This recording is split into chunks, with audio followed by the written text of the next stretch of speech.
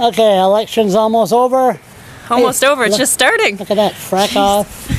Frack on. Frack off. Frack on. My God, make up your mind. So, you are... We're the only people that have made up our mind on that. You are...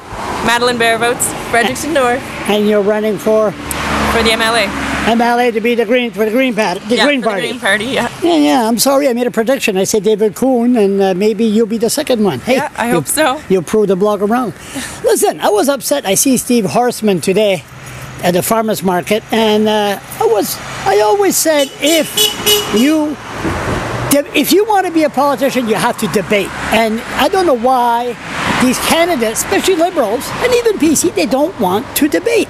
So you had a debate this afternoon, this morning? We had a debate last week. We had a debate at the St. Anthony's Church, the only debate for the North Side, the only public debate for the North Side, and you covered that. The Conservatives and the Liberals decided, one of them decided that they didn't want to show up, and then the other one said, well, if he's not going, I'm not going. Same thing almost happened in the South Side. Yeah, exactly. Yeah, one showed up at the last second, yeah. I'm surprised they're even considering not showing up. But anyway, that's another story. Yeah. So you had a school debate? So we had a school debate. We had a debate at the Leo Hayes. When?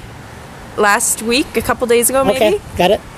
And everybody showed up there. So it was 12 kids in the class, maybe a couple more, a couple less. 12 kids. 12 kids, one teacher. Nobody could vote. Well, the teacher could vote, but nobody could vote there. So it was very, very interesting to see them show up to that. So 38 people less than the other one. The other one was 50. Yeah. And none of them are voters. None of them are voters, and they all showed up. And they all showed up. Why? I'm assuming because it was the school that called, and it would look bad to say no. But I guess it does not look bad to not show up for the public. Did any kids come ask a question why they didn't show up in the other one? No, they wouldn't know.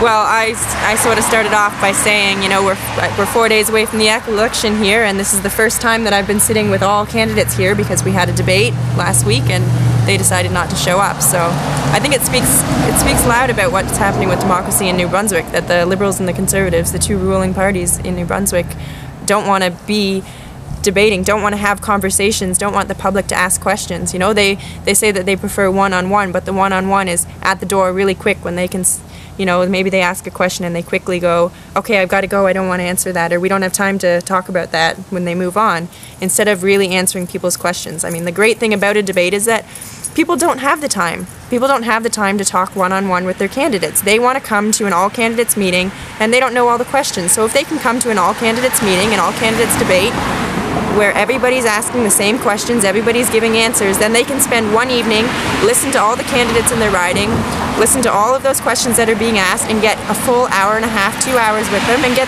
some real answers. You got 20 seconds. What do you think of New Brunswick politics so far? What do I think? I think it's very interesting. I think we have the opportunity here to make a big difference in New Brunswick politics. I think that it hasn't been going down the right path lately. I think that with what's happening with the Liberals and Conservatives, where they're sort of just, brushing off the people, just even during election time, I mean, that they're not showing up at debates. They're not doing any real public consultation once they're in office. They're not listening to the people. There's all these protests, and instead of getting down and listening to people, listening to First Nations, they're just walking away, going back up in their office and making decisions. Just for the record, you're a good person. Good luck. Thanks a lot, Charles.